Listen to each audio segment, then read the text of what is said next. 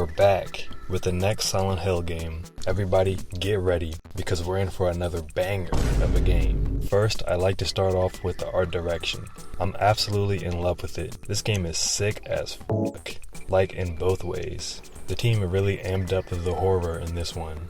I was getting super uncomfortable at certain points in this game, having this feeling that I was never really safe, which is great because that's something you want the player to feel when experiencing a horror game. And that's to do with a lot of things, like the environments, how in the other world everything is deteriorating with rust and dirt. There's this dreadful and decaying vibe, with some places feeling like the rooms are suffering, like the walls are in pain or something. It's a great depiction of a hellish version of the real world. And just like in the last Silent Hill video, I was even more lost in these places, making my experience worse in a good way. Shout out to the art team. After I finished this game, I was watching a video of the making of Silent Hill 3. And one of the dudes was talking about the importance of silence in Silent Hill 2. There's still those quiet moments in Silent Hill 3, but in this game it feels like they said, "F it. We want you to hear the sounds of hell."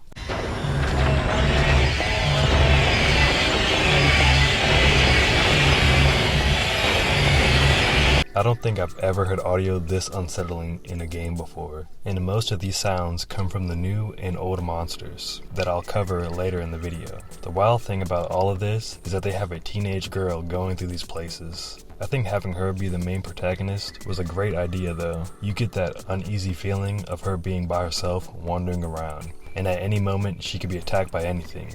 In her inventory she even carries a switchblade for self-defense. This 17-year-old girl's name is Heather. She's a bit of a loner, but as we learn more about her past in the story, it makes sense. The way they wrote her dialogue is accurate to somebody of her age. And one thing I found funny and cool is they even included this with the way she describes certain items she sees and items in your inventory. Like with certain health items, they could have just described it like, fully replenishes health. But instead she's like, this is the stuff. Or with the maul weapon, she says, like a big round pointy hammer. It's super heavy, but at least it's got some oomph. I really like the details they added.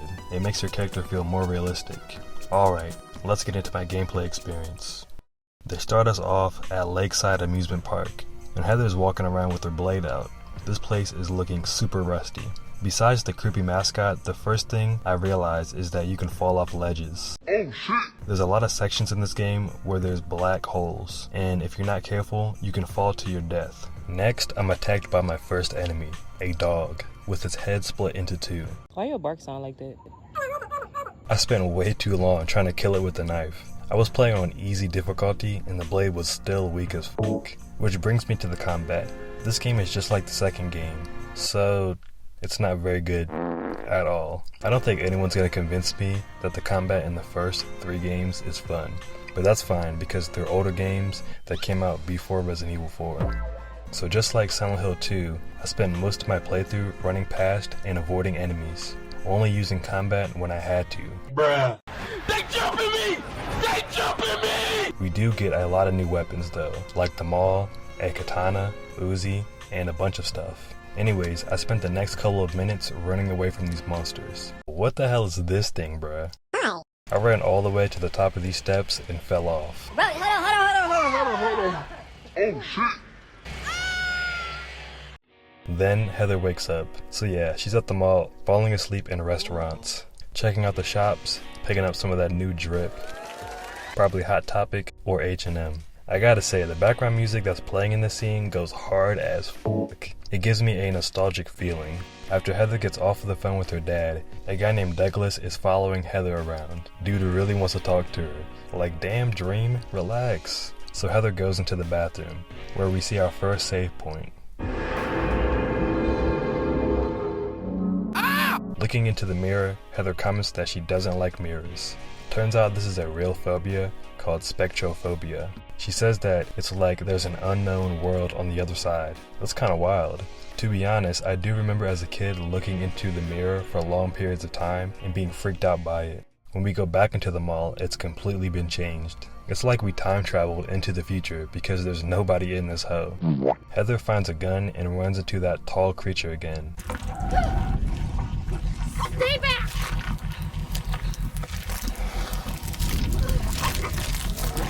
Get the hell away from me!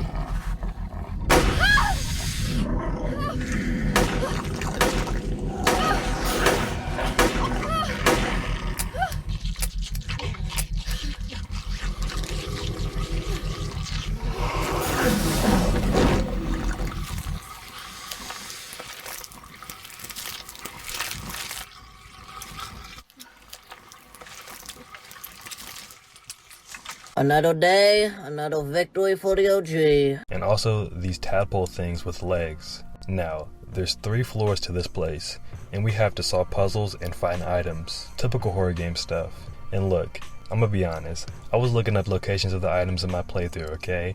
I value my time. I didn't do it for everything, but if I was struggling a little bit, I was going straight to the internet. After getting the key, I went to My Bestsellers. I fuck with this place heavy. They got DVDs, books, magazines, posters, and handgun ammo. Just wanted to say this place is cool. Kinda cozy, to be honest. Leaving this place, we meet another lady with no eyebrows. Her name is Claudia. And Heather's like, So what? Claudia is pretty much yapping nonsense to Heather and us at this point in the game. What did you do to my drink?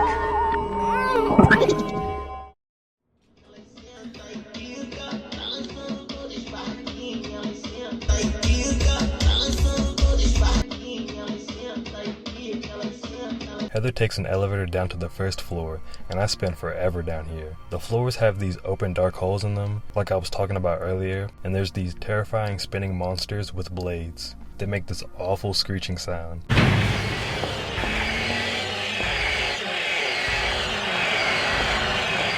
So eventually I climb down this super long ladder where I come across our first boss fight, the worm from SpongeBob. Aww. After some gunshots, I took it down, and immediately after, Heather is teleported back to the normal mall, where she meets up with Douglas again. Where are you going?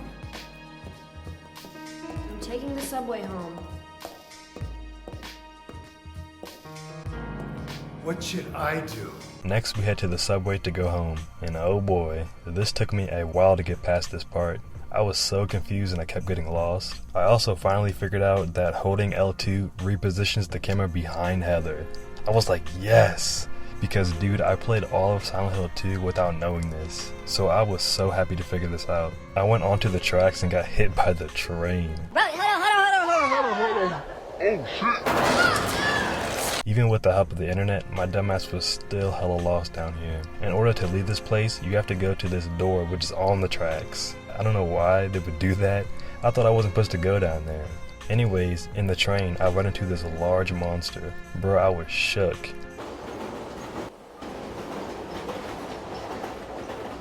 Oh shit! Once you progress far enough, the train stops and you get off. The next place was an unknown platform. I spent forever here too, because I missed the map, so I was just wandering around for a while. It didn't help that most of the areas looked the same too. This game definitely made me feel like I was trapped in hell. Eventually, I made my way to this platform room area. This room was terrifying. Seeing the warning and dialogue Heather said had me pretty scared. Stop screaming! Stop!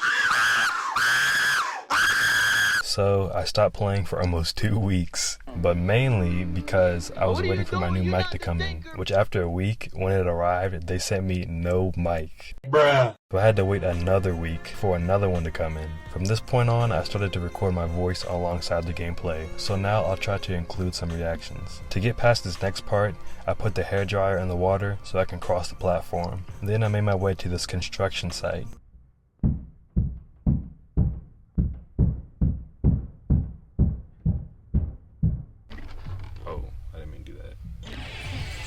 Go back in. Oh my god. Hold on a second. That was the mannequin room. Okay. Wow. What the heck was that? Next, Heather meets this creepy dude named Vincent. The name's Vincent.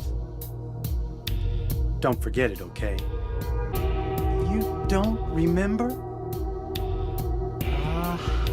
So Harry didn't tell you anything. That figures. He's a pretty sneaky guy. Don't talk about my dad like that! After leaving this area, the previous area turns completely flipped into an even more hellish version of the world. I was constantly being attacked by these crawling creatures. Man, these things are creepy. And I ran into probably the most disturbing thing in the game.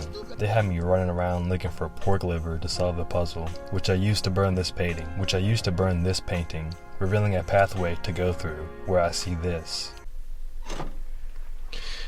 That's fantastic, okay. While I'm doing all of these puzzles and stuff, I'm finding notes and items that all in some way relate to the lore of the story. Heather reads this fairy tale story, and when she finally gets to the end of the story, we're able to pass the monster and finally leave the building, where we can now go home. After this long, terrifying journey home, we finally make it back. Heather returns to find her father murdered. Heather sees the blood trail leading to the roof and follows, where she meets Claudia again.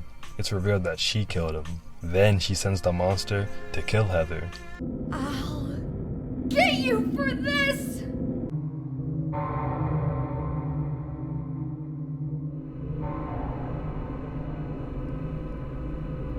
He's the one who killed your father. I merely gave the order. So, what will you do? I'll be waiting where all begins. In the town of Silent Hill. I'll go back to Silent Hill. Oh jeez, hold on. Wait a second. Oh my god, why is he sprinting? After defeating the boss, we head back inside before leaving to Silent Hill. I spent some time looking around the apartment, checking out the rooms and stuff. I started to feel a little bad for Heather, like she pretty much lost everything. On the way to Silent Hill with Douglas, it's revealed that her father is Harry Mason, who was the protagonist of Silent Hill 1. So this is a sequel to that game. I haven't played Silent Hill 1. Well, actually I did play it for like a half an hour about a year ago. We always had an original PS1 copy of the game, so I decided to play it one day, but never ended up finishing it, mainly because my father sold it on eBay. So yeah, it would have been more of a surprise, and this moment would have hit way harder. But oh well, we make it to Silent Hill, and our next objective is to find a guy named Leonard. We head back to Brookhaven Hospital. I find a note by a dude named Stanley, and throughout the rest of the game, he leaves these creepy ass notes written for Heather with the dolls next to them. He's all like, I long for you. I want you. Dude, she's 17, and he never shows up in the game either. He's just this guy who seems to be watching Heather from the shadows. Super creepy, man. Huh? He what? Oh, jeez. Anyways, the hospital is pretty much the same, besides new puzzles and stuff. And on the lower level, I had to walk past this wheelchair, and I found an Uzi with bullet holes all over the wall and elevator. What the hell happened down here? I got some bad news for y'all. The next 30 minutes of gameplay, I forgot to hit record, so there's no footage of the mirror room.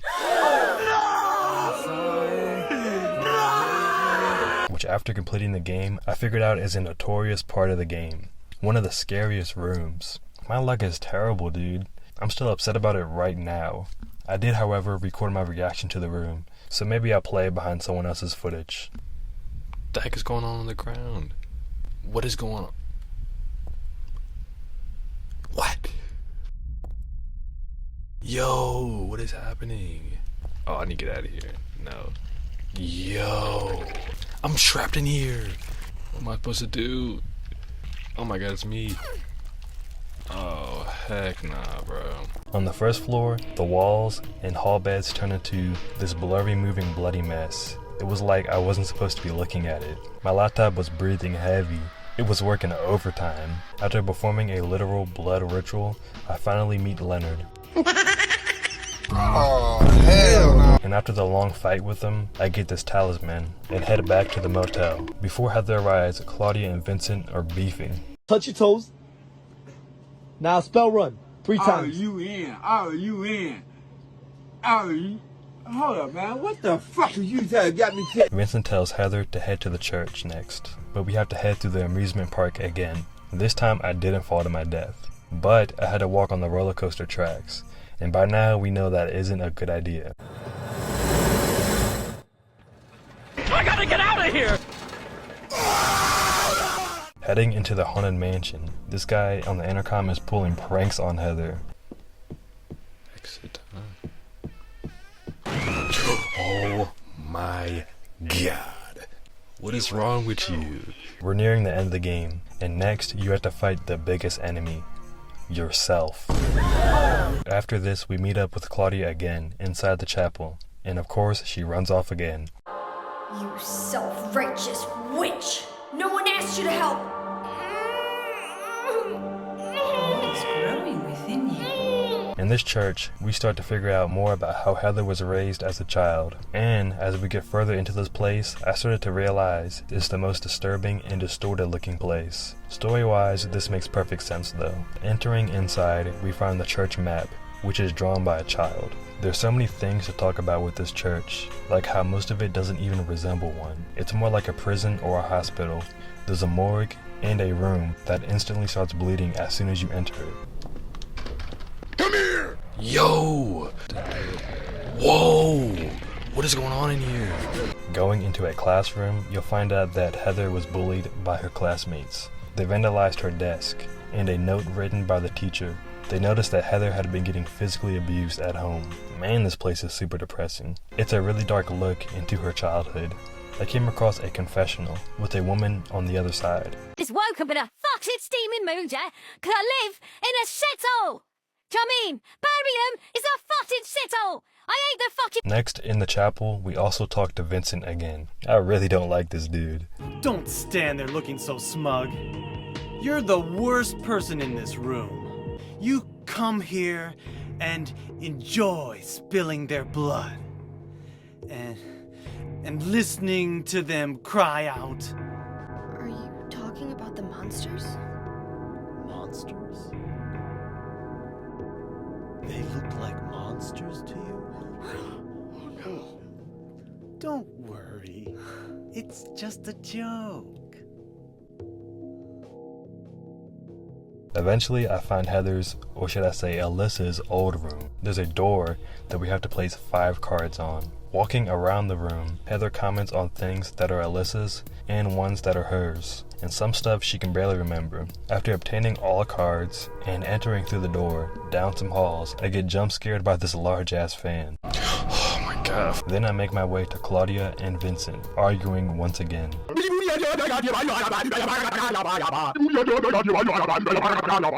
Heather, go ahead and kill this crazy bitch. You'll go to hell! Shut your stinking mouth, bitch!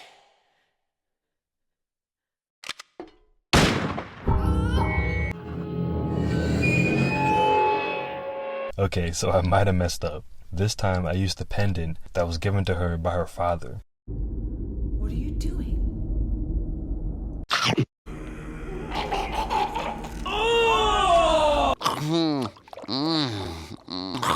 Oh, yum. Oh, yeah.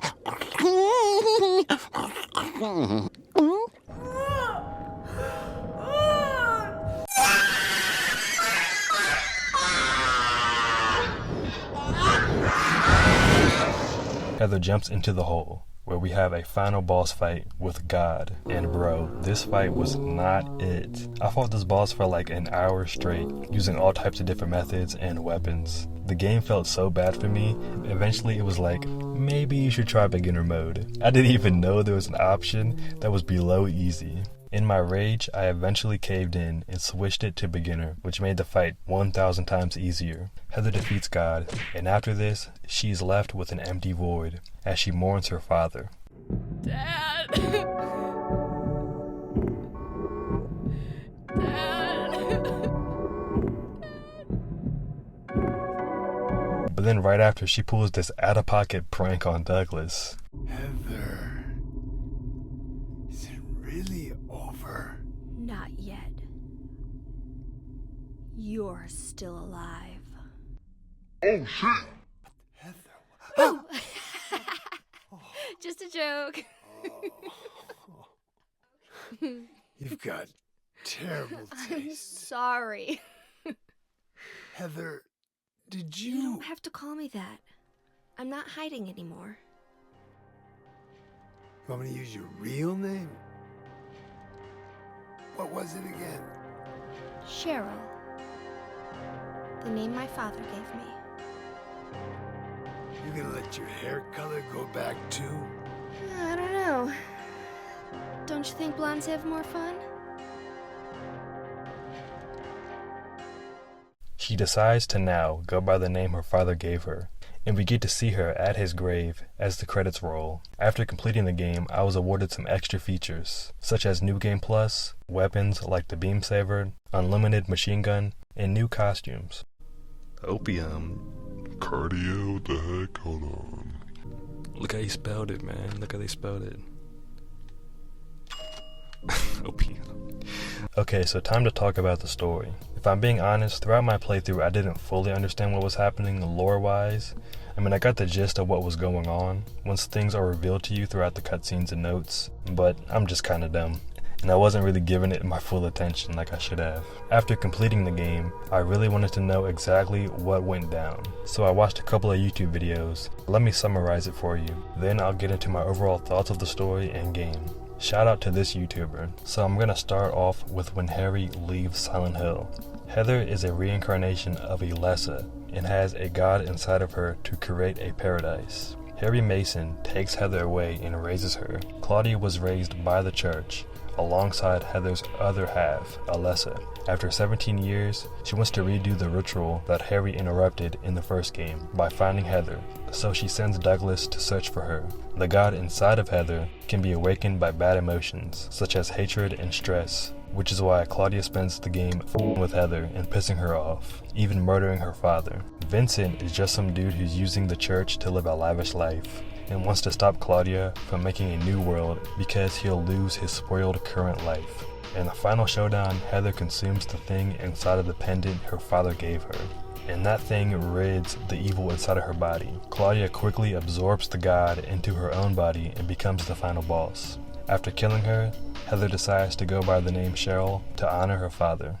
So, that was my Silent Hill 3 experience. I really enjoyed this game, even if at some points it sounded like I didn't. The horror was fantastic in this game. I think they really outdid the second game. I found myself scared a lot more in this one. The music is so good too. There's so many bangers on the soundtrack. The game also looks great visually too. I love the designs of the levels, characters, monsters, and even the menu screens. It felt super nostalgic. The style of this game is amazing. Like I said before, I couldn't fully appreciate the story because I haven't played Silent Hill 1, but still, I think the story is okay. I'm really hoping this Silent Hill 2 remake is good because I would love to play a Silent Hill 3 remake too. For the love of God, please be good. I'm definitely gonna play and review Silent Hill 4 too, but first I want to wait until I get an actual good PC. By then, maybe I'll even be able to stream it for you guys. That's pretty much it for the video. I want to give a huge thanks to y'all for the recent support. I appreciate all the love. That's it. That's the end of the video. I'll see y'all again very soon.